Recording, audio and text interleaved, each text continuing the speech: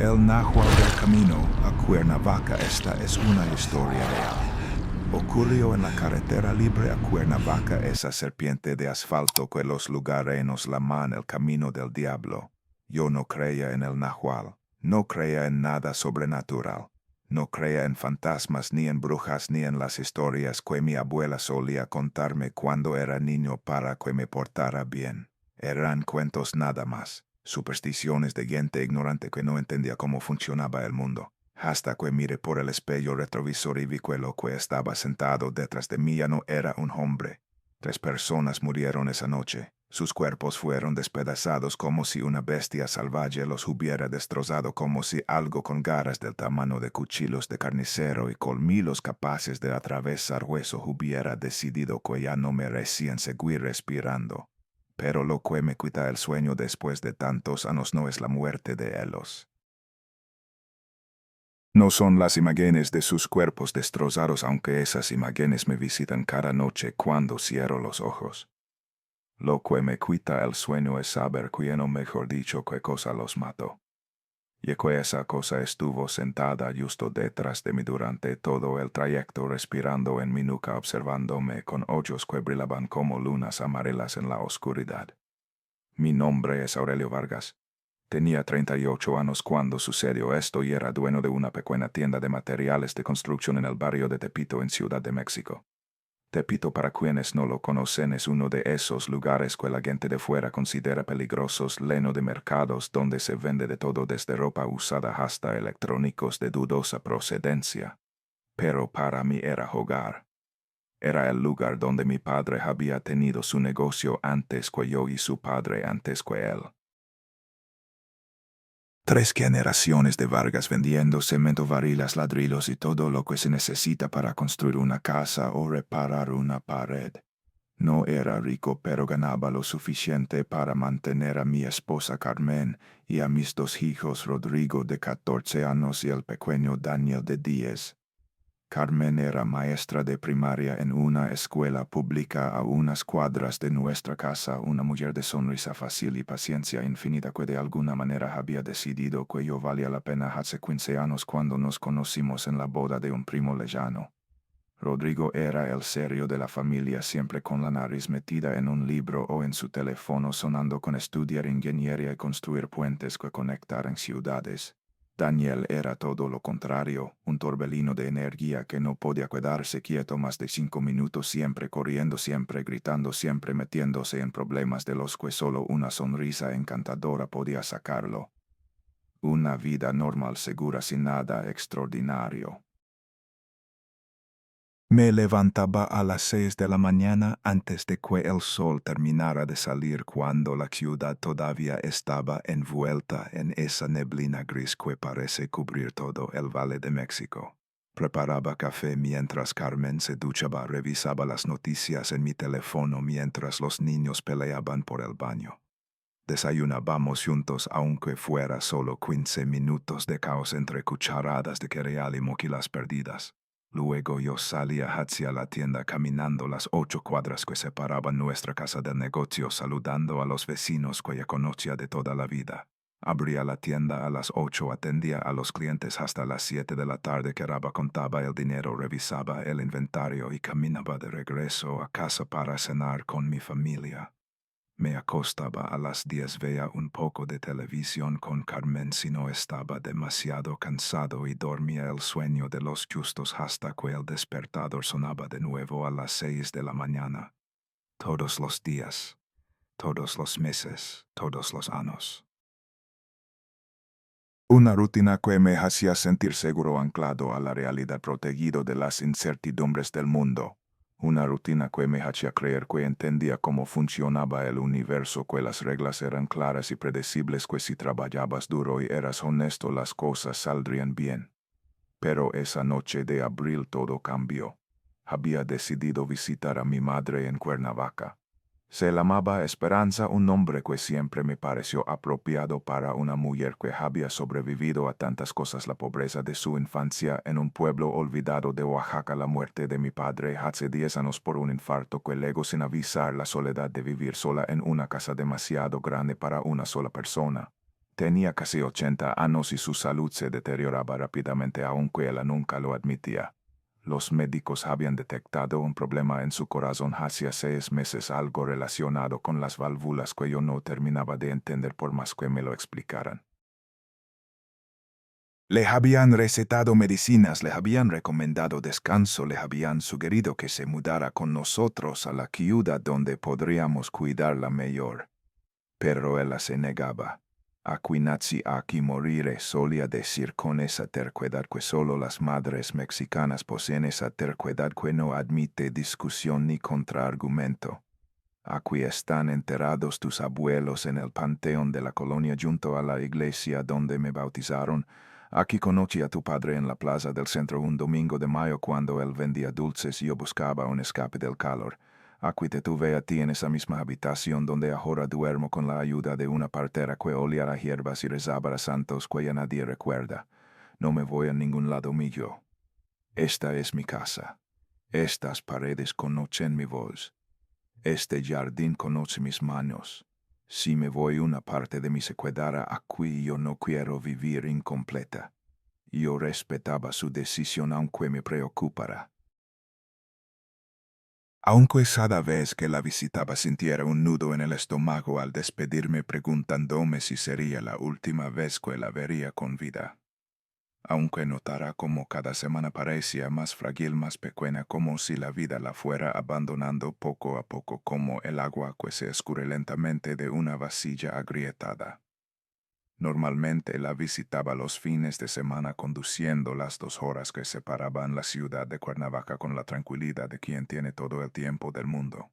Salía temprano el sábado por la mañana cuando el tráfico todavía no era imposible y llegaba a tiempo para desayunar con ella. Pasábamos el día juntos, ella contándome historias que ella había escuchado 100 veces, pero que nunca me cansaba de oír, yo ayudándola con las tareas de la casa que se le hacían cada vez más difíciles. Arreglaba la lave que goteaba, podaba el naranjo que amenazaba con invadir el patio del vecino, cambiaba los focos que ella ya no podía alcanzar.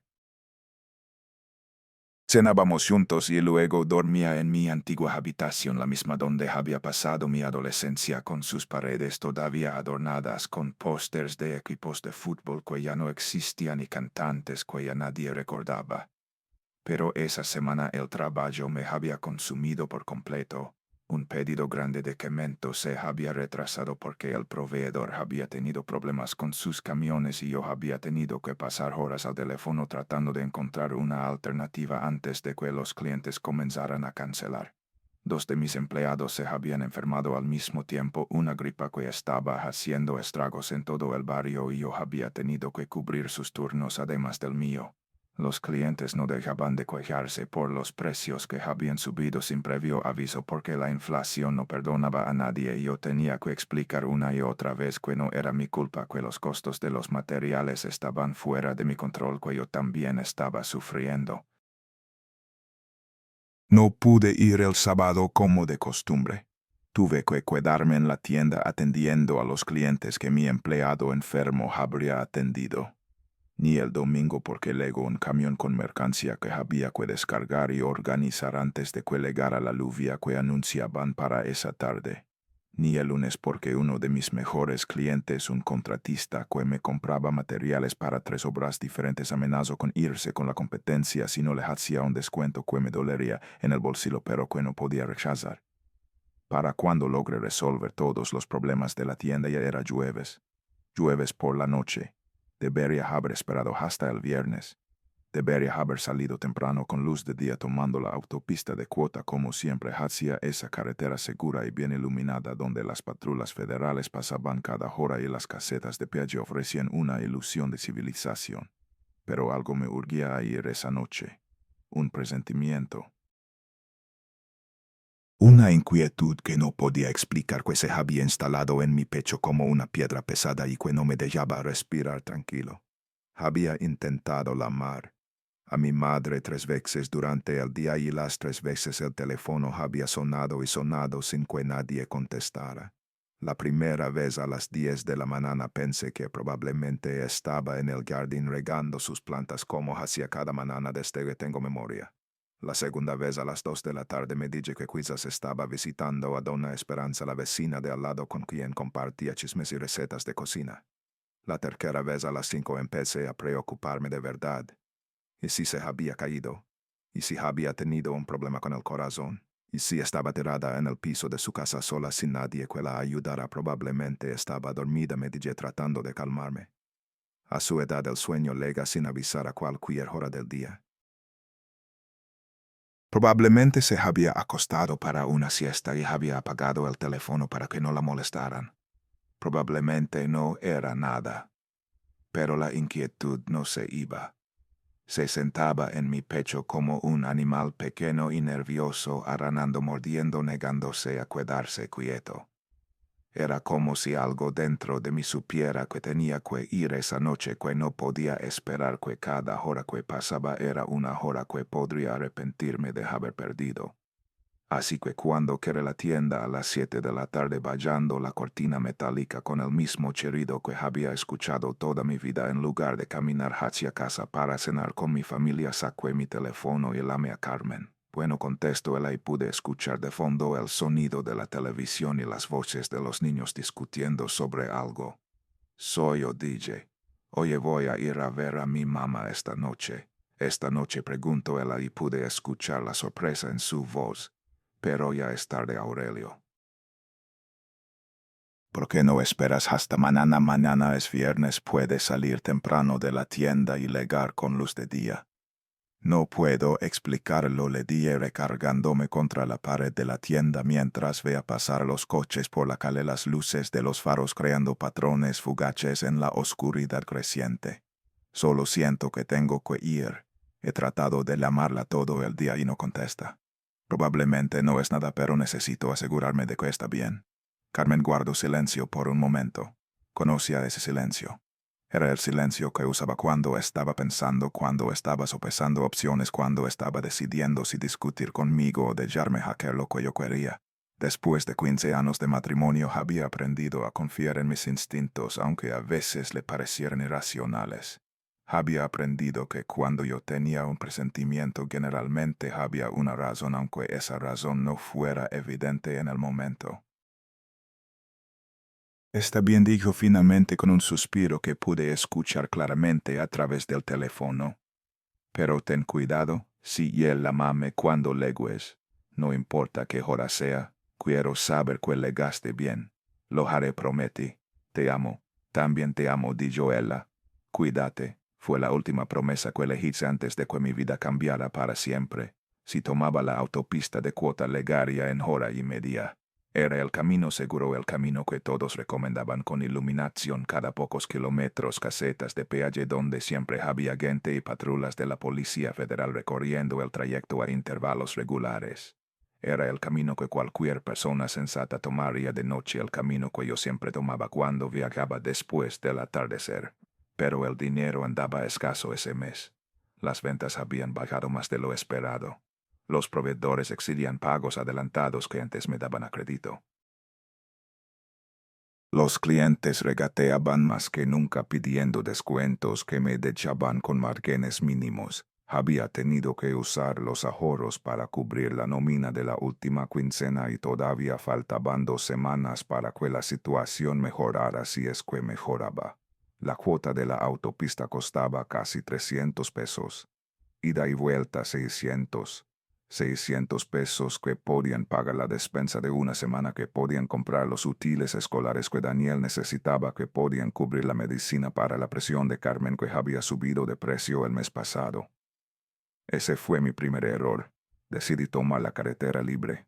Salí de Ciudad de México a las 7 de la noche cuando el cielo todavía conservaba los últimos vestigios de luz. El horizonte estaba pintado de colores que parecían sacados de un sueño, franjas de naranja brillante que se fundían con tonos de púrpura profundo, manchas de rosa que se extendían sobre las nubes como algodón de azúcar cósmico. Era uno de esos atardeceres que te hacen detenerte un momento para apreciar la belleza del mundo, uno de esos momentos fugaces que te recuerdan que hay cosas más grandes que tus problemas cotidianos. Las nubes flotaban perezosamente tenidas de esos colores imposibles que solo existen en ese breve momento entre el día y la noche, ese momento que los poetas llaman la hora azul y que los fotógrafos persiguen como adictos buscando su siguiente dosis. Me convencí de que llegaría antes de que oscureciera completamente. Después de todo, el camino no era tan largo. 90 kilómetros. 2 horas como máximo, incluso tomando en cuenta las curvas y los tramos en mal estado que salpicaban la carretera libre.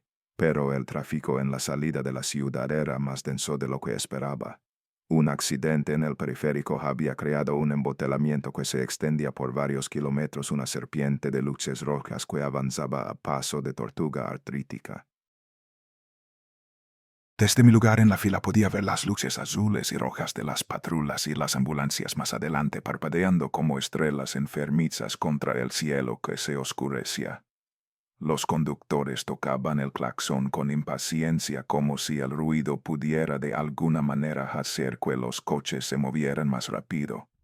Los vendedores ambulantes caminaban entre los vehículos detenidos ofreciendo chicles, cigarros, botellas de agua, bolsas de cacahuates, cualquier cosa que alguien pudiera querer comprar mientras esperaba que el tráfico se dignara a avanzar. Vi a un hombre vendiendo muñecos de peluche enormes del tamaño de un niño pequeño y me pregunté quién compraría algo así mientras estaba atrapado en el tráfico. Vi a una mujer con un bebé en brazos pidiendo limosna, su cara cubierta de polvo y cansancio, y sentí una punzada de culpa por no vallar la ventanilla y darle algo. Vi a un payaso, por Dios, un payaso con maquillaje corrido por el sudor haciendo malabares con pelotas de colores mientras los conductores lo ignoraban. El humo de los escapes creaba una neblina gris que hacía arder los ojos y raspaba la garganta. El aire acondicionado del coche luchaba por mantener el interior fresco, pero el calor del día todavía persistía mezclándose con los gases de combustión que se filtraban por las rendillas. Tardé casi 40 minutos en avanzar lo que normalmente me tomaba 10, para cuando finalmente logré escapar del caos de automóviles y entrar en la carretera libre. El sol ya se había hundido por completo en el horizonte. La última franja de luz anaranjada había desaparecido como si alguien hubiera quebrado una cortina y la noche había caído sobre el mundo con una rapidez que parecía antinatural. Recuerdo el momento exacto en que la oscuridad lo devoró todo.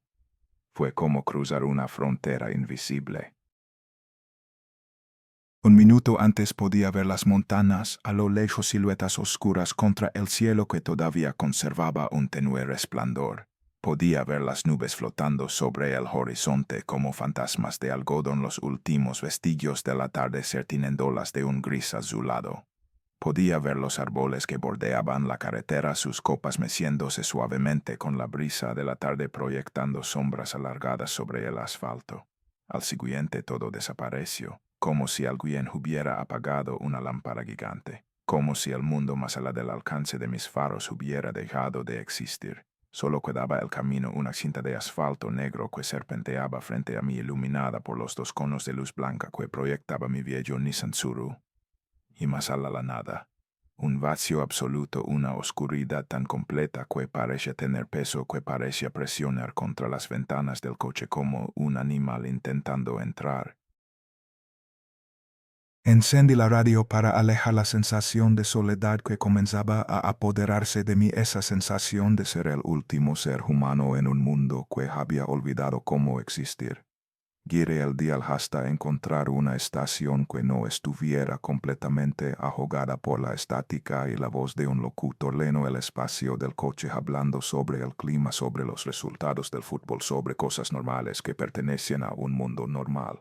Luego comenzaron los boleros. Eran esas canciones de amor y pérdida que mi madre solía escuchar cuando yo era niño, esas melodías melancólicas que hablaban de amores imposibles y corazones rotos, de promesas incumplidas y despedidas eternas. Sombras nada más, cantaba Javier Solís con esa voz profunda y aterciopelada que parecía venir de otro mundo, de otra época entre tu vida y mi vida. La melodía llenó el pequeño espacio del automóvil, mezclándose con el ronroneo constante del motor y el silbido del viento que se colaba por las rendillas de las ventanas. Por un momento casi me sentí en paz.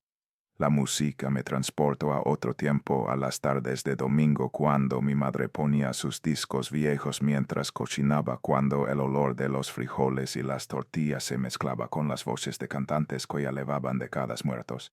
Me hizo sentir conectado con algo anclado a una historia que era más grande que yo mismo.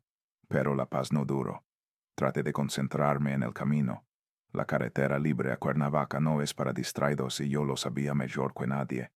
Se retuerce a través de las montañas como una serpiente borracha con curvas cerradas que aparecen sin previo aviso, cambios de elevación que hacen que los oídos truenen y precipicios que se abren a ambos lados como bocas hambrientas esperando a los conductores descuidados.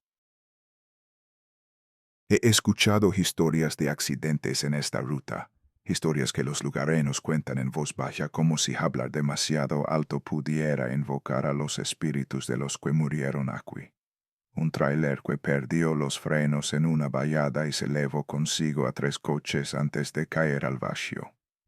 Una familia entera que desapareció una noche de lluvia, su coche encontrado semanas después en el fondo de un barranco tan destrozado que los cuerpos tuvieron que ser identificados por los dientes. Un autobús de peregrinos que se salió de la carretera en una curva matando a 43 personas que iban a visitar a la Virgen de Guadalupe. A veces tardan semanas en encontrar los vehículos, dicen los que conocen esta carretera. Y cuando los encuentran solo quedan pedazos de metal retorcido y lo que queda de los conductores. Huesos blanqueados por el sol. Tela desgarrada por los animales carroneros. A veces ni siquiera eso. A veces los cuerpos desaparecen devorados por el bosque, absorbidos por la montaña como si nunca hubieran existido. No hay luces en este camino. No hay casas. No hay tiendas, ni restaurantes, ni gasolineras. No hay señal de teléfono en muchos tramos, esos puntos muertos donde la tecnología simplemente deja de funcionar, donde te quedas completamente aislado del mundo exterior. Solo tú, tu automóvil y la oscuridad que se extiende en todas direcciones como un océano negro sin fondo ni orillas. El bosque se alzaba a ambos lados de la carretera, denso e impenetrable. Pinos y oyameles que habían estado allí desde antes de que existiera México, desde antes de que los españoles llegaran con sus cruces y sus espadas y sus enfermedades que diezmaron a pueblos enteros.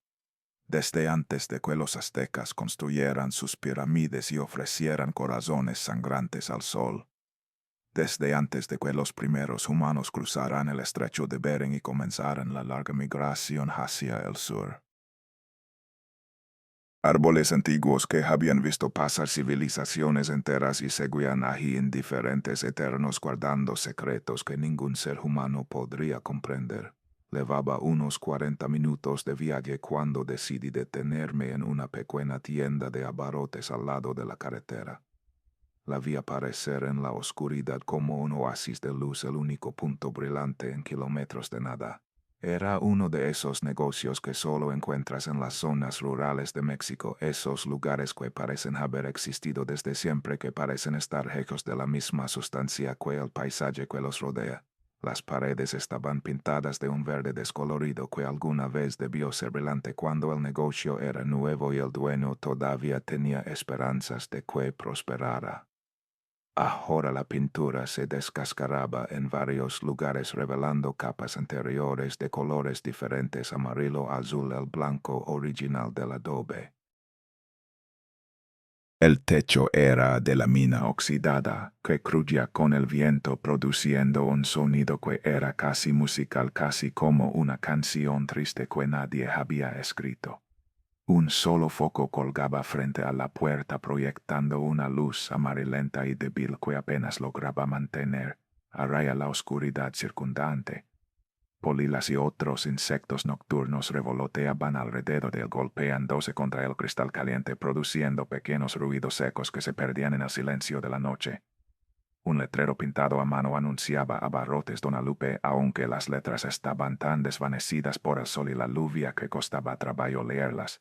Necesitaba un café para mantenerme despierto.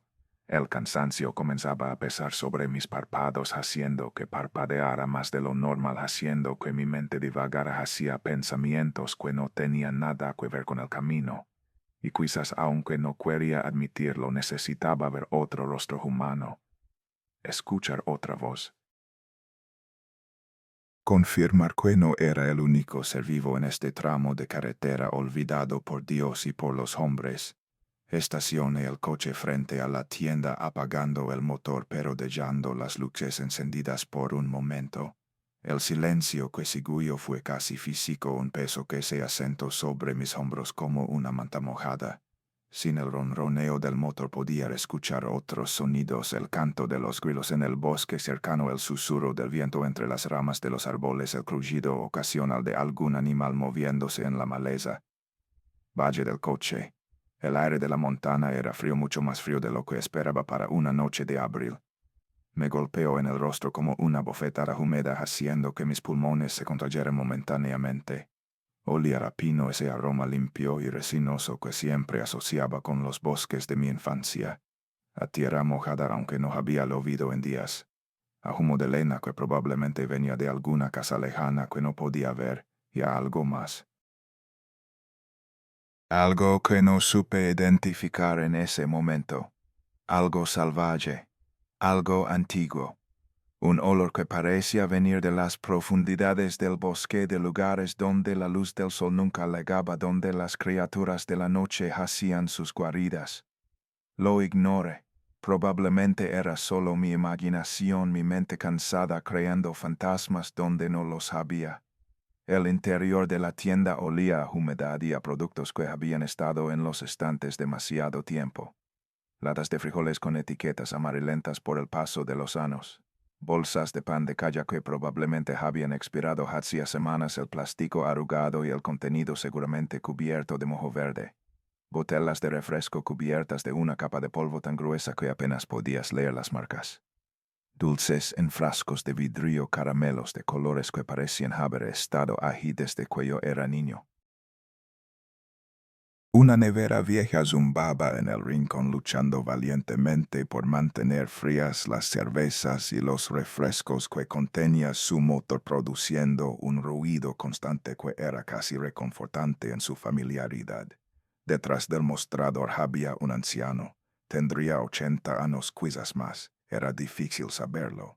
Su rostro estaba arrugado como una nube, con surcos tan profundos que parecían talados por el tiempo mismo, cada línea contando una historia de décadas vividas bajo este sol en estas montañas, en este lugar olvidado del mundo. Su piel era del color de la tierra seca, curtida por años de exposición a los elementos. Sus manos apoyadas sobre el mostrador eran nudosas y manchadas con venas que sobresalían como raíces de árbol viejo. Pero sus ojos eran lo que más llamaba la atención. Eran pequeños y oscuros, casi negros, hundidos en cuencas profundas que los hacían parecer más antiguos que el resto de su cara. Ya me observaron con una intensidad incómoda cuando entre una intensidad que me hizo dar un paso atrás, que me hizo preguntarme si había cometido un error al detenerme aquí. Como si pudiera ver algo en mí que yo mismo no podía ver. Como si supiera algo que yo no sabía. Como si pudiera leer mis pensamientos, mis miedos, mis secretos más profundos. Buenas noches, dije tratando de sonar casual, tratando de ignorar la incomodidad que sentía bajo esa mirada penetrante. El viejo no respondió inmediatamente. Solo siguió mirándome con esos ojos que parecían pozos sin fondo, pozos que elevaban a lugares donde la luz no llegaba. Los segundos se estiraron convirtiéndose en lo que pareció una eternidad. Pude escuchar el zumbido de la nevera, el crujido del techo de la mina, el latido de mi propio corazón en mis oídos. Buenas noches, digo finalmente, su voz ronca y rasposa como si no la hubiera usado en mucho tiempo. Como si las palabras le costaran un esfuerzo físico. ¿Que se le ofrece un café, por favor? Si tiene.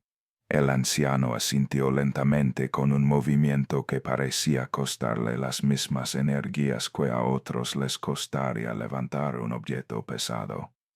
Se volvió hacia una cafetera vieja que descansaba sobre una mesa detrás del mostrador, una cafetera de esas que ya nadie usa, de metal abolado y manchas de óxido, que probablemente había estado en ese mismo lugar desde antes de que yo naciera.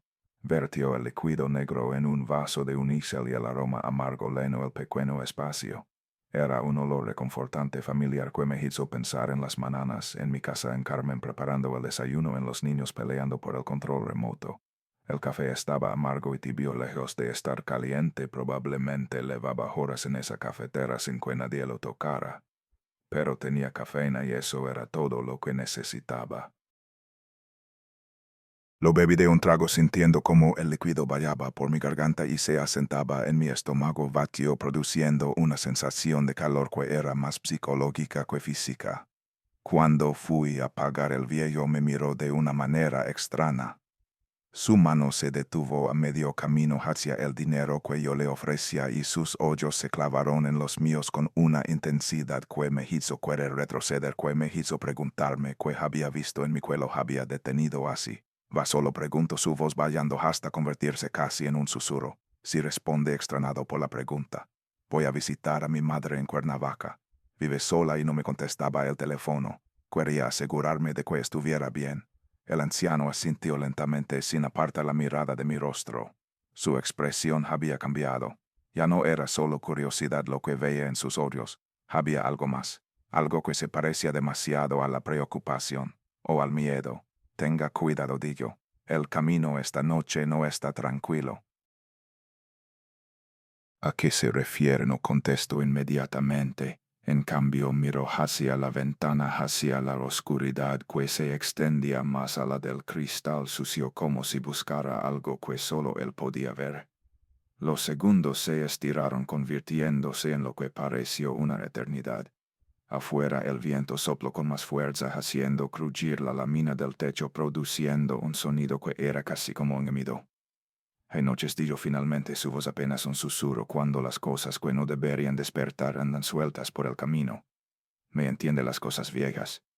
Las cosas que estaban aquí antes que nosotros. Las cosas que no tienen nombre porque nadie se atrevía a nombrarlas. Las cosas hambrientas que esperan en la oscuridad a que alguien sea lo suficientemente tonto como para detenerse. No entendí, o mejor dicho, no quise entender. Pensé que era solo un viejo supersticioso de esos que creen en fantasmas y maldiciones, de esos que ven presagios en el vuelo de los pájaros y mensajes del más allá en los sueños.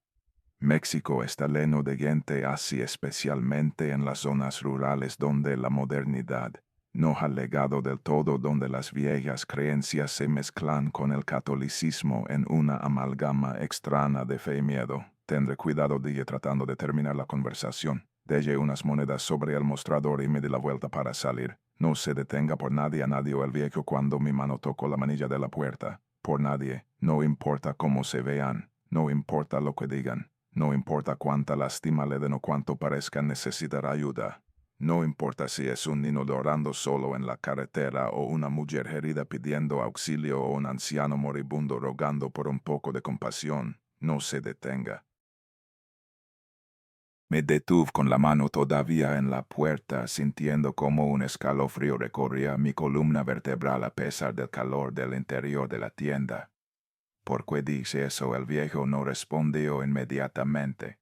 Cuando me volví a mirarlo, sus ojos habían cambiado. Ya no había curiosidad en ellos ni esa intensidad penetrante que me había incomodado al principio. Solo había miedo, un miedo antiguo, profundo, visceral. El tipo de miedo que no se aprende sino que se hereda, transmitido de generación en generación como una maldición familiar, como una memoria genética de tiempos cuando la oscuridad contenía peligros reales, peligros con garras y colmillos y hambre insaciable. Solo recuerde, dijo, en este camino las cosas no siempre son lo que parecen. La oscuridad esconde muchas cosas. Algunas quieren hacerle daño. Algunas solo quieren que las vean. Y algunas, las peores, quieren algo que usted no puede imaginar. Asentí sin decir nada, sin saber qué responder a eso, y salí de la tienda. Mientras subía al coche, miré hacia atrás. El anciano seguía de pie en la puerta, observándome, su figura recortada contra la luz amarillenta del interior como una silueta de pesadilla. No se movió, no parpadeó, solo siguió mirándome con esos ojos oscuros que parecían contener todos los secretos de las montañas que nos rodeaban. No se movió hasta que arrancó y desapareció en la oscuridad. Incluso entonces tuve la sensación de que sus ojos me seguían atravesando la distancia, penetrando la noche, viéndome avanzar por esa carretera maldita hacia un destino que él ya conocía, pero que no podía o no quería revelarme. Sus palabras resonaron en mi cabeza durante los siguientes kilómetros. No se detenga por nadie. Era un buen consejo. Lo sabía. Todo mexicano que ha viajado por carreteras solitarias de noche lo sabe. Es una regla no escrita transmitida de padres a hijos de amigos a amigos de conductor a conductor. Una regla que se aprende después de escuchar demasiadas historias de terror, demasiadas noticias de desaparecidos, demasiados rumores sobre lo que le pasó al primo del vecino que decidió ayudar a alguien en el camino. No te detienes, no ayudas a nadie, no importa lo que veas. Solo conduces con la mirada fija en el camino, con las manos firmes en el volante y rezas para llegar a tu destino sin incidentes. Hay demasiadas historias de asaltos, de secuestros, de gente que desaparece sin dejar rastro, que sale de su casa una mañana y nunca regresa, cuyas familias pasan años pegando carteles en postes de luz y orando por un milagro que nunca llega. La carretera libre a Cuernavaca es particularmente peligrosa. Bandas de criminales colocan obstáculos en el camino para obligar a los conductores a detenerse. Piedras que aparecen de la nada en medio del asfalto, troncos arrastrados desde el bosque. A veces cuerpos reales o falsos tendidos en la carretera como si acabaran de ser atropellados. Fingen ser personas en apuros, mujeres con bebés en brazos llorando pidiendo ayuda porque su coche se descompuso, ancianos enfermos tosiendo sangre rogando por un aventón al hospital más cercano, niños perdidos con ojos grandes y asustados diciendo que no pueden encontrar a sus padres. Y cuando te detienes a ayudar, cuando bajas la ventanilla o peor aún abres la puerta, saltan de las sombras. Hombres con machetes, hombres con pistolas, hombres con cuchillos y bates y cadenas. Hombres cuya humanidad se ha perdido en algún punto del camino, reemplazada por algo frío y hambriento que no reconoce la compasión ni la piedad. Los que tienen suerte pierden solo el coche y el dinero. Terminan caminando por la carretera oscura temblando de frío y de miedo, pero vivos. Pueden ir a la policía, denunciar el robo, esperar que algún día atrapen a los responsables, aunque saben que probablemente nunca lo harán. Los que no tienen suerte no vuelven a aparecer ya más. Sus familias pasan el resto de sus vidas preguntándose qué pasó, imaginando los peores escenarios, rezando por una respuesta que nunca llega.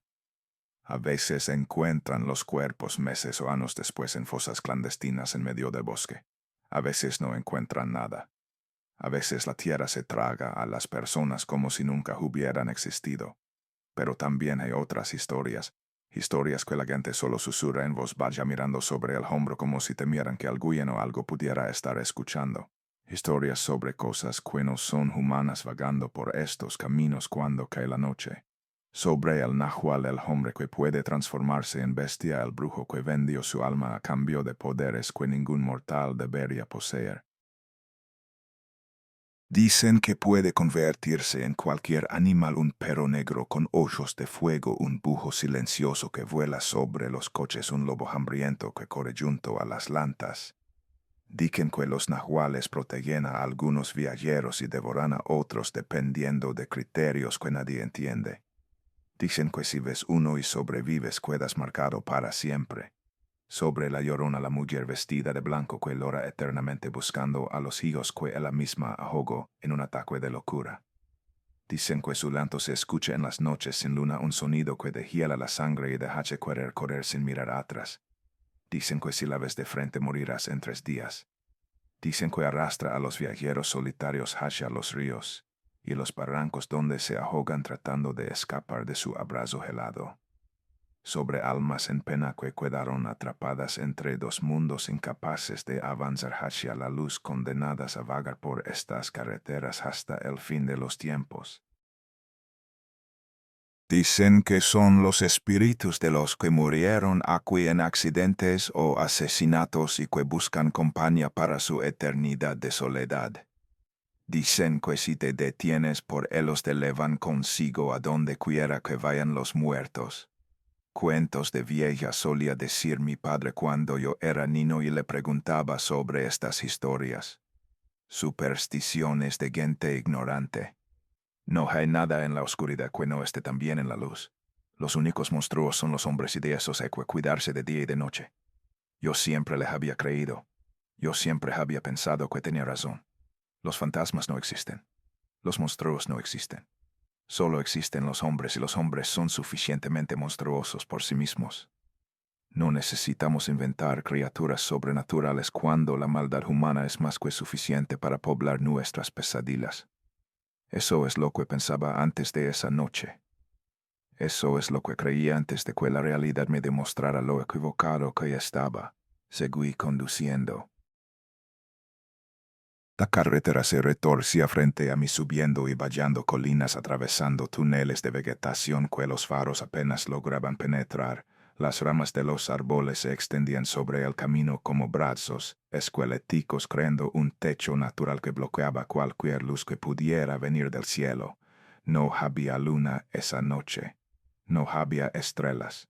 Solo la oscuridad absoluta y total rota únicamente por los dos conos de luz que proyectaban mis faros. De vez en cuando un animal pequeño cruzaba corriendo frente al coche, sus ojos brillando en la luz antes de desaparecer en la maleza. Con ellos probablemente, o lacuaches, o alguna de las muchas criaturas nocturnas que habitaban estos bosques. Cada vez que uno aparecía mi corazón daba un salto, mis manos apretaban el volante con más fuerza y mi pie se movía instintivamente hacia el freno antes de que mi cerebro pudiera procesar lo que estaba viendo. El reloj del tablero marcaba las 8:15 cuando empecé a sentir que algo no estaba bien. No era nada que pudiera explicar con palabras, solo una sensación, un cosquileo en la nuca como si alguien me estuviera observando desde las sombras, una presión en el pecho que dificultaba la respiración, un presentimiento oscuro que se asentaba en mi estómago como un trozo de hielo. Miré por el espejo retrovisor pero solo vi oscuridad. La noche se había tragado todo lo que quedaba detrás de mí como si el camino que acababa de recorrer hubiera dejado de existir en el momento en que mis faros dejaron de iluminarlo. Miré hacia los lados pero los bosques a ambos costados del camino eran muros impenetrables de negro. No podía ver más allá de los primeros árboles. No podía saber qué se ocultaba entre ellos, que me observaba desde las sombras con ojos que yo no podía ver. Probablemente estoy cansado, me dije. Demasiadas horas de trabajo, demasiado estrés. Demasiados días sin dormir bien. La mente juega trucos cuando estás agotado. Ve cosas que no existen.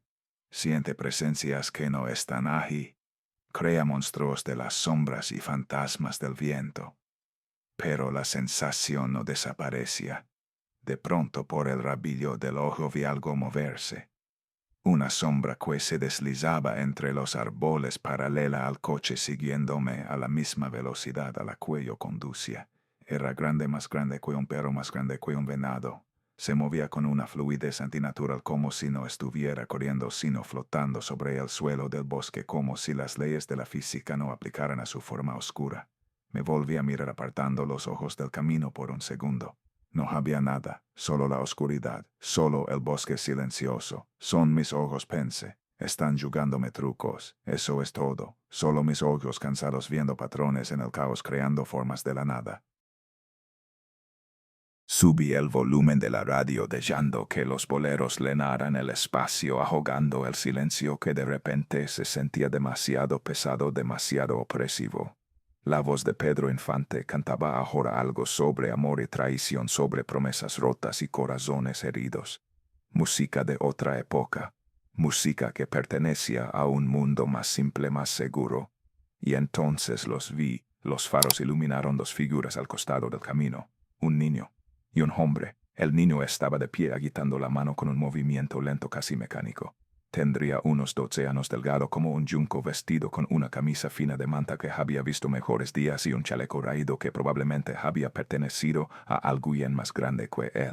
Su piel era morena del color de la tierra húmeda y su cabello negro estaba despeinado como si no lo hubiera peinado en días. El hombre estaba sentado sobre una roca grande a pocos metros del niño, encorvado, la cabeza gacha como si estuviera enfermo o exhausto. O como si estuviera dormido. O como si estuviera muerto. Mi pie se movió hacia el freno sin que yo lo decidiera conscientemente. Recordé las palabras del viejo, no se detenga por nadie. Pero era un niño de la edad de mi hijo menor, solo, en esta carretera, a esta hora. Un niño que podría ser Daniel, que podría ser cualquier niño, que podría ser el hijo de alguien que en este momento estaba preocupado enfermo preguntándose dónde estaba su pequeño. ¿Qué clase de padre sería si lo dejaba allí? ¿Qué clase de persona sería si seguía de largo ignorando a un niño que claramente necesitaba ayuda? Podría vivir conmigo mismo si mañana leía en las noticias que habían encontrado el cuerpo de un niño en esta carretera, un niño que podría haber salvado si simplemente hubiera tenido el valor de detenerse. No podía hacerlo. Simplemente no podía. Reduje la velocidad. El coche se detuvo a unos metros de ellos, los faros iluminando sus figuras con una claridad brutal que parecía fuera de lugar en toda esa oscuridad. Eran las 8:17 de la noche. Lo recuerdo porque miré el reloj justo antes de bajar la ventanilla. Ese fue el momento en que todo cambió. El momento en que mi vida se dividió en dos partes, antes y después. El momento en que el mundo que conocía, el mundo seguro y predecible en el que había vivido durante 38 años, comenzó a desmoronarse como un castillo de arena bajo las olas. El niño se acercó al coche con pasos lentos calculados, como si estuviera midiendo cada movimiento, como si estuviera evaluándome a mí tanto como yo lo evaluaba a él. En la luz de los faros pude verlo mejor. Tenía el rostro pálido, casi enfermizo, como si no hubiera visto el sol en mucho tiempo. Sus ojos eran grandes y oscuros, demasiado grandes para su cara delgada, y cuando me miraron sentí un escalofrío recorrer mi columna vertebral. Había algo en esos ojos, algo viejo, algo que no debería estar en la mirada de un niño de 12 años. Una sabiduría quizás, o una tristeza, o simplemente un conocimiento de cosas que ningún niño debería conocer. Pero lo que más me llamó la atención fue su mano derecha. La tenía apretada contra el pecho, envuelta en un trozo de tela amarillenta que parecía haber sido arrancado de su propia camisa. La tela estaba manchada de algo oscuro, algo que parecía sangre seca, mucha sangre seca. Buenas noches, señorillo, con una voz educada pero extraña, como si las palabras vinieran de muy lejos, como si estuviera recitando un guión que había memorizado hace mucho tiempo. ¿Podría darnos una ventona mía, mi acompañante? Necesitamos llegar a algún lugar seguro. Mire hacia el hombre sentado en la roca. Seguía sin moverse la cabeza gacha, el rostro oculto bajo el ala de un sombrero viejo y ancho. Vestía un abrigo grueso de color marrón oscuro, el tipo de abrigo que uno usaría en lo más crudo del invierno, no en una noche tibia de abril. El abrigo le quedaba grande, o quizás él era más pequeño de lo que parecía a primera vista. Era difícil saberlo. Era difícil ver cualquier cosa con claridad. ¿Quién es el? Pregunté, señalando hacia el hombre con un movimiento de cabeza. Él viene conmigo, respondió el niño rápidamente, como si hubiera anticipado la pregunta. No está bien, ha estado enfermo. Necesitamos llegar a algún lugar donde puedan ayudarlo. La explicación parecía razonable. Un niño cuidando a un adulto enfermo varados en medio de la nada. Probablemente habían tenido un accidente o su coche se había descompuesto. O quizás habían sido asaltados, robados de todo excepto la ropa que llevaban puesta, abandonados en esta carretera por criminales sin corazón. Cosas así pasan todo el tiempo en México, pero algo no encajaba. De dónde venían no había visto ningún vehículo abandonado en el camino. ¿Cuánto tiempo llevaban ahí? El niño no parecía asustado ni desesperado como debería estarlo cualquier niño en esa situación. Estaba demasiado tranquilo, demasiado controlado, y el hombre no se había movido ni un centímetro desde que lo vi. Ni siquiera había levantado la cabeza para ver quién se había detenido.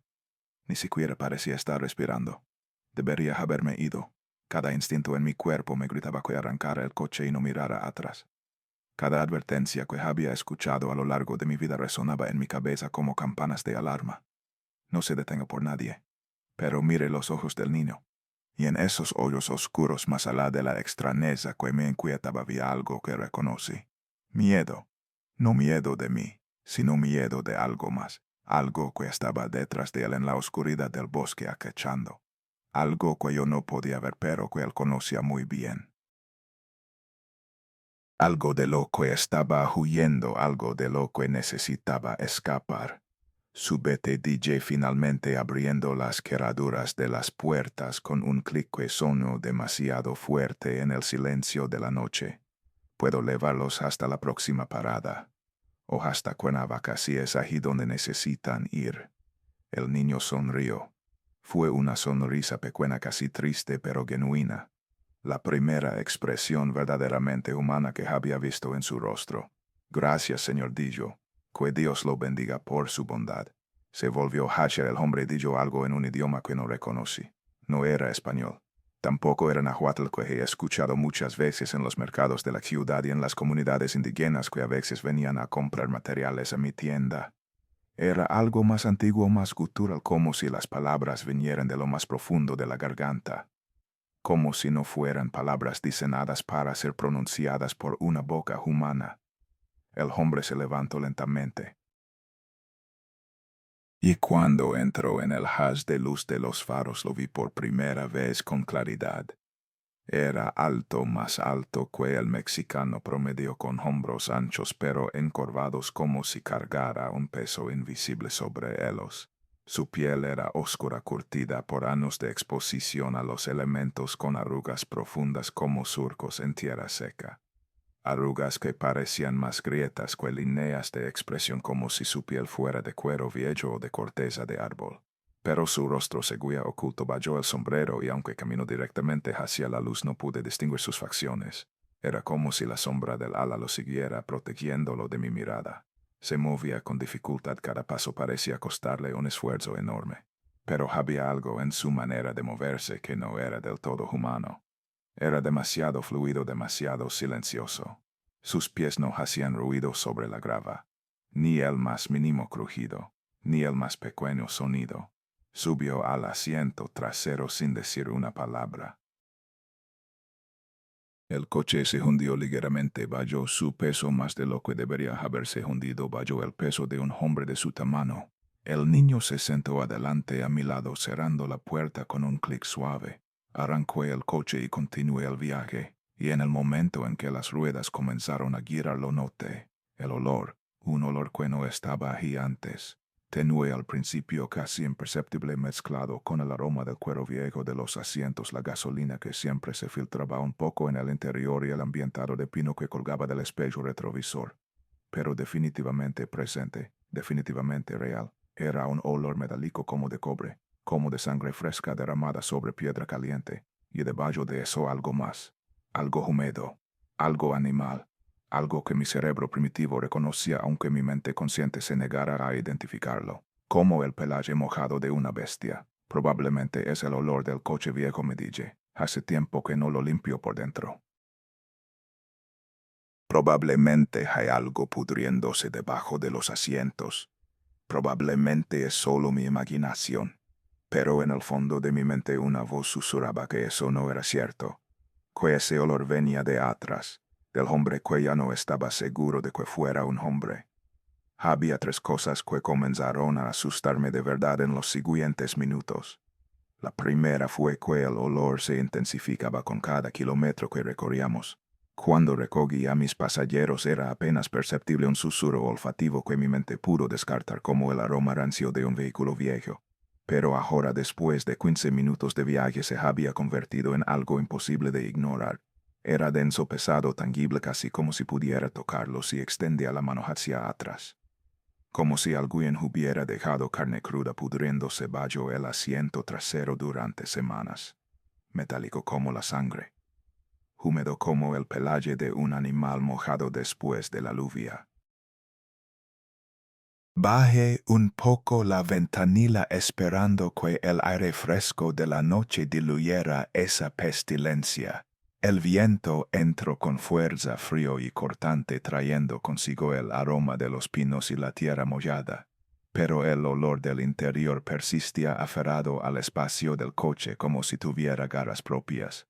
Como si no quisiera irse, como si fuera parte de algo que no podía ser expulsado simplemente abriendo una ventana. Quizás pisaron algo en el camino, me dije. Quizás hay un animal muerto atrapado en alguna parte del chasis que no había notado antes. Excusas. Mi mente fabricaba excusas porque la alternativa era demasiado perturbadora para contemplar. La segunda cosa fue el silencio que emanaba del asiento trasero. No el silencio normal de un pasajero cansado o enfermo, sino un silencio absoluto antinatural que llenaba el espacio como una presencia física. Era como si hubiera un agujero negro detrás de mí, un vacío que absorbía todos los sonidos. El hombre no había pronunciado una sola palabra desde que subió al coche. Eso podía entenderse. Quizás estaba demasiado enfermo para hablar. Quizás estaba dormido. Quizás simplemente no era conversador, pero tampoco respiraba, o al menos yo no podía escuchar su respiración. Cuando alguien está sentado detrás de ti en un espacio cerrado, percibes su presencia de mil maneras sutiles. El susurro del aire entrando y saliendo de sus pulmones, el crujido de la tela cuando cambian de posición, el roce de sus manos contra el tapizado, el sonido casi imperceptible de su cuerpo ocupando espacio, desplazando aire, existiendo. Son sonidos tan pequeños que normalmente no los registramos conscientemente, pero cuando desaparecen algo dentro de nosotros lo nota. Algo primitivo, algo que nuestros antepasados desarrollaron cuando vivían en cuevas y la ausencia de sonido significaba la presencia de un depredador. Yo lo estaba notando. Llevaba 20 minutos conduciendo con ese hombre a mis espaldas y no había escuchado un solo sonido proveniente de él. Ni un suspiro, ni un carraspeo, ni el más mínimo movimiento. Era como si hubiera subido una estatua al coche en lugar de un ser humano. Una estatua de piedra o de cera, o un cadáver. La tercera cosa fue la mano del niño. Mateo, como se presentó poco después de que arrancáramos, mantenía su mano derecha oculta dentro del chaleco, apretada contra el pecho como si protegiera algo valioso, o como si ocultara algo vergonzoso. La tela que la envolvía se había desplazado ligeramente durante el viaje y bajo la débil luz del tablero pude ver mejor lo que ocultaba. La venda estaba empapada de un color marrón oscuro. Sangre seca, mucha sangre seca. La tela estaba rígida en algunas partes, endurecida por el fluido que se había secado sobre ella, y la forma de la mano debajo no era correcta. Faltaban dedos. Estaba seguro de eso. Donde deberían haber 5 protuberancias bajo la tela solo contaba 3, quizás 4. ¿Qué te pasó en la mano?, pregunté, tratando de mantener mi voz casual, tratando de sonar como un adulto preocupado y no como un hombre al borde del pánico. Mateo no respondió inmediatamente. Miró hacia abajo, hacia la mano herida, y su rostro adoptó una expresión que no supe interpretar. No era dolor, no era vergüenza. Era algo más cercano a la resignación, a la aceptación de algo terrible que no podía ser cambiado. Un accidente, dijo finalmente, su voz apenas audible sobre el ronroneo del motor. Pero no el tipo de accidente que usted imagina, señor. ¿Qué quieres decir? El niño guardó silencio. Volvió la cabeza hacia la ventana, mirando la oscuridad que corría junto a nosotros como un río negro sin fin, y no dijo nada más. El reloj del tablero marcaba las 8:42. Decidí intentar llamar a mi esposa. Quería escuchar su voz, decirle que llegaría tarde, recordarme a mí mismo que existía un mundo normal más allá de este coche. Quería escuchar a mis hijos de fondo. Quería confirmar que la realidad seguía existiendo en algún lugar. Saqué el teléfono del bolsillo de mi camisa. La pantalla estaba negra. Presioné el botón de encendido. Nada. Lo presioné de nuevo, manteniéndolo por varios segundos como indicaban las instrucciones para cuando el dispositivo se congelaba. La pantalla permaneció muerta, tan oscura como la noche afuera. Imposible. Antes de recogerlos había revisado la batería mientras tomaba el café en la tienda del viejo. Marcaba 78%. El teléfono era relativamente nuevo. No tenía problemas de batería. No se apagaba sin razón. Conecté el teléfono al cargador del coche. El indicador de carga no se encendió. Probé con diferentes ángulos, diferentes presiones. El cable estaba bien, lo había usado esa misma mañana. El puerto estaba limpio. Pero el teléfono se negaba a responder. ¿Algún problema?, preguntó Mateo observándome con esos ojos oscuros que parecían ver más de lo que deberían. Mi teléfono, dije. No enciende. No sé qué le pasa. El niño asintió lentamente como si esto fuera algo esperado, algo que no le sorprendía en absoluto. A veces pasadillo con una calma que resultaba inquietante. En esta carretera, las cosas dejan de funcionar cuando él está cerca. Las máquinas, los aparatos eléctricos. Es como si su presencia interfiriera con ellos. Intenté encender la radio para llenar el silencio. Los boleros habían dejado de sonar, reemplazados por un siseo estático que raspaba los nervios. Giré el dial buscando cualquier estación, cualquier voz humana que me conectara con el mundo exterior. Solo encontré estática. Y debajo de la estática algo más. Algo que sonaba casi como susurros. Voces apagadas, distorsionadas, hablando en un idioma que no reconocía. Apagó la radio. El silencio que siguió fue peor. Ahora podía escucharlo claramente, o mejor dicho, podía escuchar la ausencia de él. El hombre detrás de mí no estaba respirando. Estaba absolutamente seguro. Ningún ser humano puede permanecer tan quieto, tan silencioso durante tanto tiempo. Las luces del tablero comenzaron a parpadear. Primero fue sutil, apenas un temblor en la intensidad de la iluminación, pero rápidamente se volvió más pronunciado. Las luces se encendían y apagaban en un ritmo irregular como el latido de un corazón enfermo. En los momentos de oscuridad el interior del coche se sumía en tinieblas absolutas y en esos breves instantes juraría que podía ver algo moviéndose en el asiento trasero. No algo, alguien, el hombre, pero sus movimientos no eran humanos. Eran demasiado fluidos, demasiado rápidos, como si aprovechara la oscuridad para cambiar de posición sin ser visto. Cuando las luces volvían, él estaba exactamente igual que antes, inmóvil, silencioso, con la cabeza agacha bajo el sombrero. Y entonces lo escuché. Un sonido que hizo que mi sangre se convirtiera en hielo. Una respiración, no la respiración tranquila de una persona dormida, sino algo pesado, húmedo, como el jadeo de un animal grande después de una carrera, como el resuelo de una bestia que acaba de terminar de cazar. Venía del asiento trasero del lugar donde el hombre silencioso había estado sentado sin hacer ruido durante más de media hora, pero ahora hacía ruido, y ese ruido no era humano. Era un sonido gutural profundo que resonaba en el pequeño espacio del coche como un trueno distante. Podía sentir el aire caliente de esa respiración en mi nuca, aunque sabía que era imposible. El hombre estaba demasiado lejos para que su aliento me alcanzara. Pero lo sentía, húmedo, cálido, con un olor a carne cruda. ¿Qué es eso?, susurré, mi voz apenas un hilo. Mateo se tensó a mi lado. Lo vi por el rabillo del hoyo, como sus pequeños hombros se alzaron, como sus manos se apretaron en puños sobre sus rodillas. No se asuste, dijo el niño, pero había algo en su voz que contradecía sus palabras. Un temblor casi imperceptible. No le hará daño. Se lo prometo. ¿Quién no me hará daño? El niño no contestó. La respiración detrás de mí se hizo más fuerte, más cercana. Podía jurar que sentía algo moviéndose en el espacio entre los asientos, acercándose a mí, extendiéndose hacia mi cuello como una mano invisible. Encendí la luz interior del coche. Lo que vi en el espejo retrovisor me robó el aliento. El hombre ya no tenía el sombrero puesto. Su rostro estaba completamente visible, iluminado por la luz amarillenta del techo. Y ese rostro estaba cambiando. La piel se movía como si algo reptara debajo de ella. Los huesos crujían, reorganizándose en una configuración que no era humana.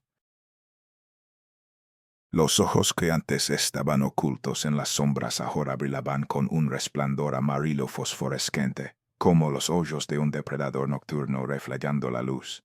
Eran ojos de bestia, ojos de cazador, ojos que me miraban con una inteligencia antigua que no pertenecía a este mundo. Aparte la mirada del espejo, incapaz de seguir viendo. No mire, dijo Mateo, su voz urgente pero controlada. Cuando lo mira es peor. ¿Qué es él? Mi voz salió estrangulada, apenas reconocible. El niño respiró profundamente antes de responder. ¿Ha escuchado hablar del Nahual, señora Nahual? Por supuesto que había escuchado. Todo mexicano ha escuchado. Son las historias que las abuelas cuentan para asustar a los niños, los cuentos de fogata que los campesinos susurran cuando cae la noche. Hombres que pueden transformarse en bestias. Brujos que venden su alma a cambio de poderes oscuros. Criaturas que caminan entre nosotros de día pero que revelan su verdadera naturaleza cuando la luna gobierna el cielo. Leyendas, supersticiones, nada real. Hasta ahora. Eso es imposible, dije, aunque mi voz carecía de convicción. Los nahuales no existen. Son solo cuentos para asustar a los niños. Mi madre también decía eso, respondió Mateo con una tristeza antigua en su voz. Antes de que la mataran, antes de que aprendiera que los cuentos a veces son verdad, la respiración detrás de mí cambió. Se hizo más lenta, más controlada, como si la criatura estuviera escuchando nuestra conversación. Como si entendiera cada palabra. Él mató a tu madre, pregunté, el horror filtrándose en mi voz. No, él me salvó de los que la mataron. Los mismos que mataron a mi padre. Los mismos que querían venderme a personas muy malas al otro lado de la frontera. El niño hablaba sin emoción aparente, como si estuviera recitando una lista de compras en lugar de describir la muerte de sus padres. Era esa falta de emoción lo que hacía sus palabras más terribles. Y el senale hacía atrás con un movimiento de cabeza sin atreverme a mirar el espejo. ¿Qué quiere de ti protección? Dijo Mateo. Él me protege. A cambio yo le doy lo que necesita para mantenerse fuerte. El niño levantó lentamente su mano herida. La venda se había aflojado revelando lo que había debajo. Le faltaban 2 dedos. El meñique y el anular habían sido arrancados, no cortados limpiamente, sino desgarrados con violencia, como si algo los hubiera arrancado de un mordisco. El estómago se me revolvió, porque fue todo lo que pude preguntar. ¿Por qué harías algo así? Porque él salvó mi vida. Muchas veces, más veces de las que puedo contar, y una deuda se paga, señor. No importa el costo. La respiración detrás de mí se detuvo abruptamente, y entonces una voz habló desde el asiento trasero. No era una voz humana. Era un gruñido modulado, palabras formadas por una garganta que no estaba diseñada para el habla. Cada sílaba sonaba como huesos crujendo, como carne desgarrándose. El niño dice la verdad. Me volví a mirar, el instinto superando al terror. Ya no había un hombre en el asiento trasero. En su lugar, ocupando casi todo el espacio disponible, había una bestia. Pelaje negro como la noche sin luna brillante bajo la luz del techo. Un cuerpo musculoso más grande que cualquier lobo o perro que hubiera visto llamas. Hombros anchos como los de un toro. Garras que sobresalían de patas enormes, cada una del tamaño de mi mano extendida. Y esos ojos amarillos que ardían con una inteligencia antigua sobrenatural, observándome con una intensidad que penetraba hasta mi alma. La criatura abrió la boca. Hileras de dientes blancos afilados como navajas brillaron en la penumbra. Dientes diseñados para desgarrar carne. No te haré daño, dijo.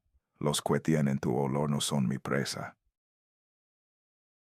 Pise el freno con toda la fuerza que mis piernas podían reunir. El coche derrapó sobre el asfalto, las llantas chillando en protesta. Por un momento perdí el control, el vehículo zigzagueando peligrosamente hacia el borde de la carretera, hacia el precipicio que se abría en la oscuridad. Pero logré enderezarlo, deteniéndolo en medio del camino con un último tirón del volante. Mis manos temblaban violentamente sobre el volante. El sudor empapaba mi camisa, pegándola a mi espalda como una segunda piel. Tranquilo, dijo Mateo, su voz suave pero firme. No le hará nada. Acaba de alimentarse. Está satisfecho. Acaba de alimentarse. Las palabras salieron como un graznido. De que se alimentó, el niño me miró con esos ojos viejos en su rostro. Yo ven. De los hombres que nos perseguían, dijo. Los que querían atraparme otra vez. Los que probablemente habrían matado a usted también si él no se hubiera encargado primero.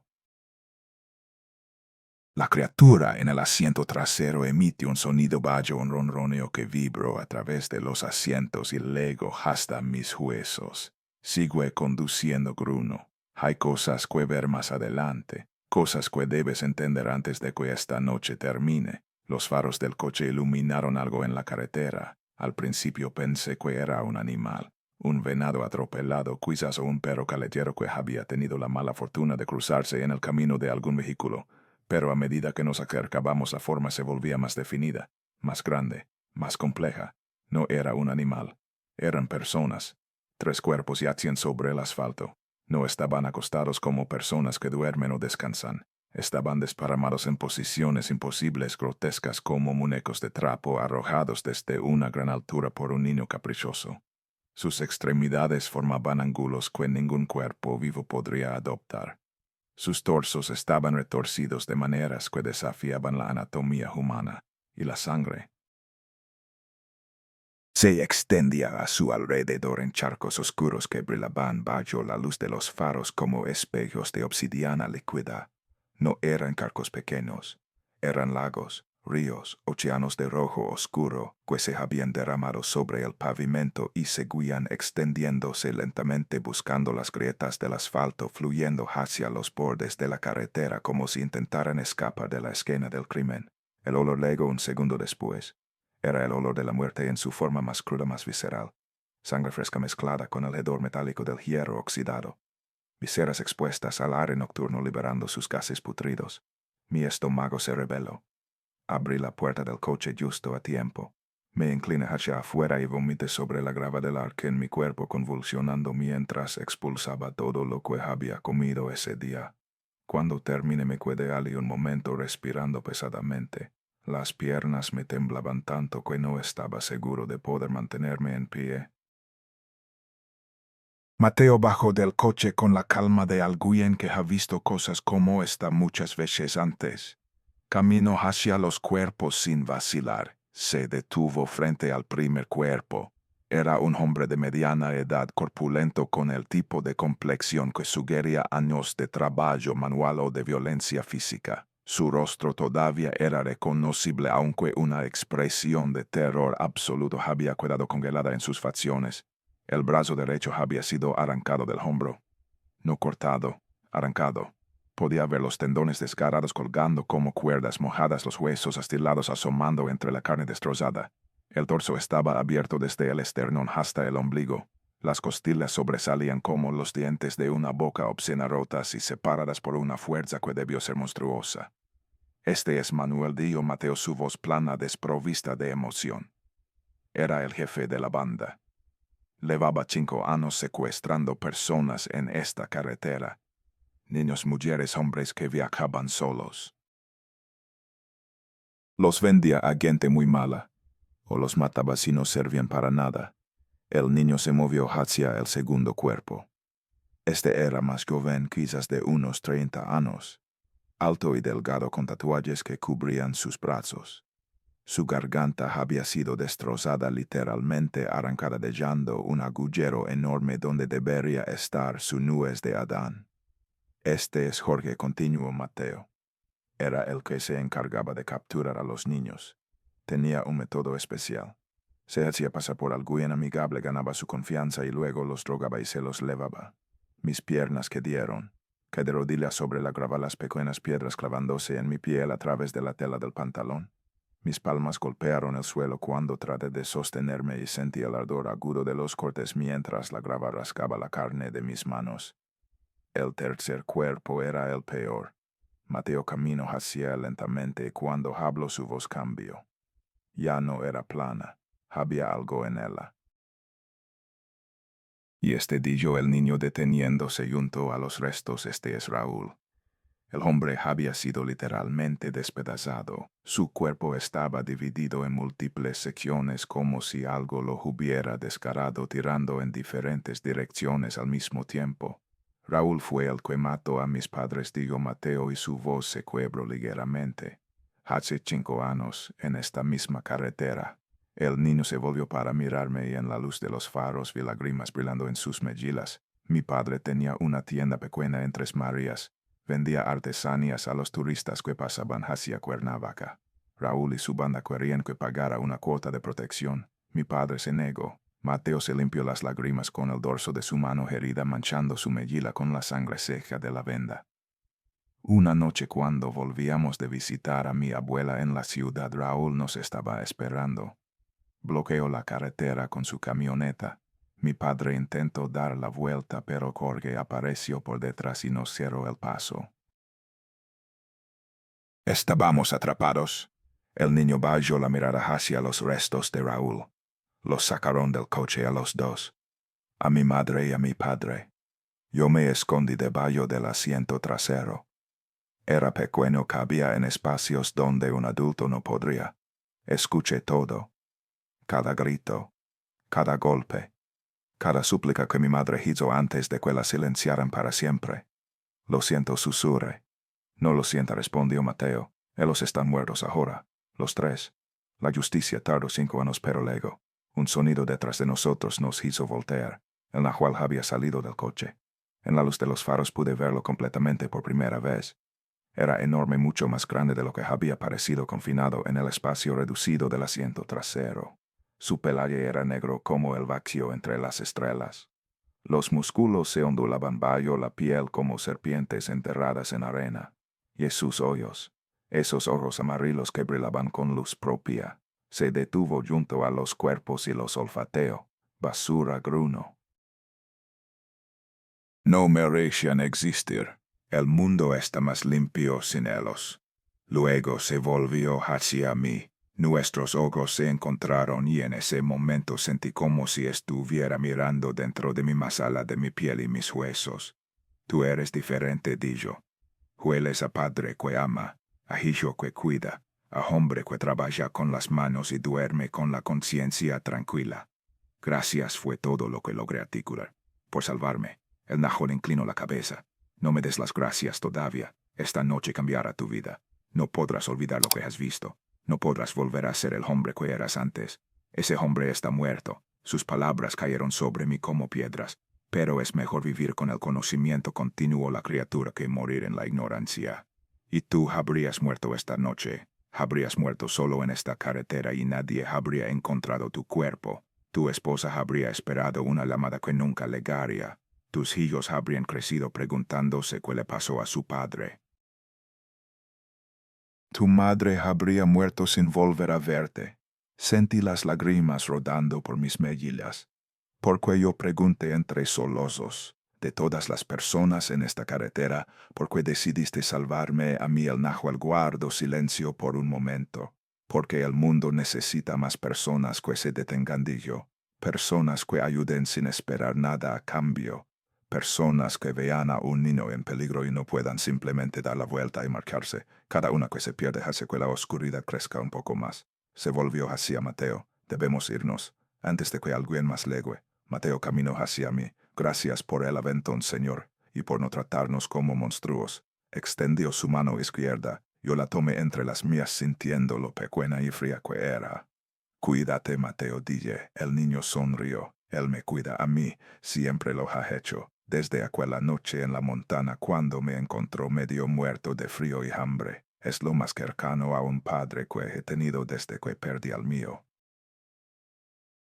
Caminaron hacia el borde de la carretera donde un sendero se adentraba en la oscuridad del bosque. Antes de que se fueran del todo, el nahual se detuvo. Giró su enorme cabeza hacia mí. Siguió la carretera. No te detengas hasta llegar a Cuernavaca. Y cuando mires al espejo, recuerda lo que viste esta noche. Recuerda que hay más cosas en este mundo de las que la gente normal puede ver. Y recuerda que no todas esas cosas quieren hacerte daño. Asentí incapaz de encontrar palabras. El nahual mantuvo mi mirada por un segundo más. Luego hizo algo que no esperaba.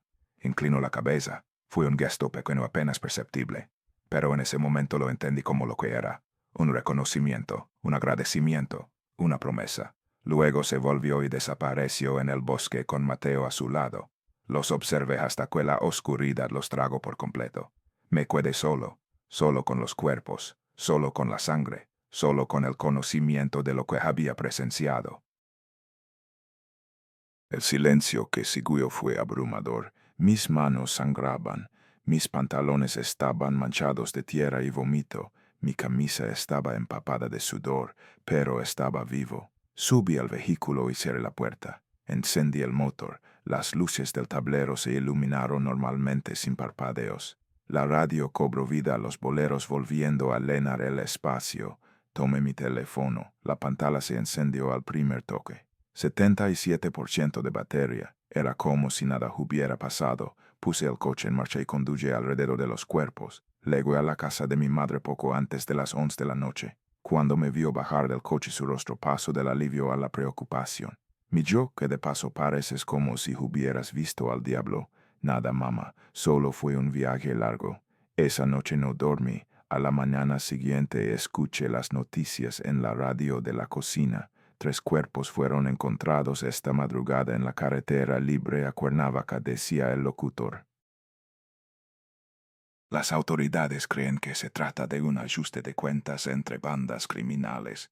Los hombres han sido identificados como Manuel Hernández, Jorge Reyes y Raúl Mendoza, todos con extensos antecedentes penales relacionados con secuestro y tráfico de personas. Mi madre sacudió la cabeza. ¡Qué horror! Menos mal que llegaste bien anoche. Sí, mamá, menos mal. Las investigaciones preliminares sugieren que fueron atacados por algún tipo de animal salvaje, aunque los expertos se muestran escépticos ante esta teoría. Mi madre murió 2 meses después. Se fue en paz dormida. Estuve a su lado cuando exhaló su último aliento. Verás a tu madre una última vez antes de que ella parta. Había cumplido su promesa. Los años pasaron. Mis hijos crecieron. Mi negocio prosperó. La vida siguió su curso normal. Pero nunca olvidé. Cada vez que conducía por una carretera solitaria miraba el espejo retrovisor, no por miedo, sino por algo más cercano a la esperanza. Nunca volví a ver esos ojos amarillos hasta hace 2 semanas. Estaba en una gasolinera en las afueras de Toluca. Era media tarde, el sol brillaba. Alguien tocó mi ventanilla. Un joven de unos 20 años, alto y delgado con ojos oscuros y profundos.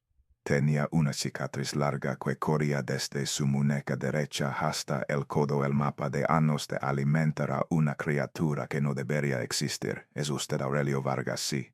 Nos conocemos. El joven sonrió. Soy Mateo, ya crecí. Metió la mano en el bolsillo de su chaqueta y sacó algo. Era un diente, negro como el carbón, curvado como una hoz de unos 5 centímetros de largo. Él quiere que usted tenga esto. Es una promesa. Si alguna vez está en peligro, sostenga esto. Él lo sabrá y vendrá porque usted se detuvo cuando nadie más lo habría hecho. Colocó el diente en mi mano. Estaba frío, mucho más frío de lo que debería estar un objeto expuesto al sol. Cuídese, señor Vargas.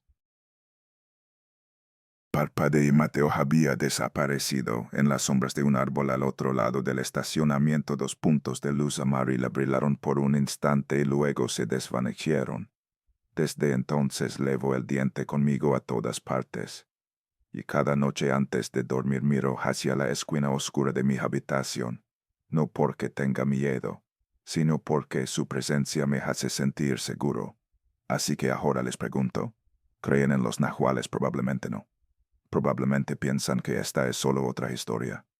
Pero la próxima vez que conduzcan por una carretera solitaria en medio de la noche y vean a alguien pidiendo ayuda al costado del camino, piénsenlo bien, porque la decisión que tomen podría determinar si le gana su destino o no. Y si deciden detenerse, si deciden extender la mano a un desconocido a pesar del miedo, a pesar de las advertencias, entonces quizás no estarán tan solos como creen. Quizás alguien estará observando. Alguien con ojos amarillos y colmillos afilados, y si encuentra que son dignos de protección, entonces no tendrá nada que temer de la oscuridad, porque la oscuridad misma los estará protegiendo. Buenas noches, y que el nahual los cuide en el camino.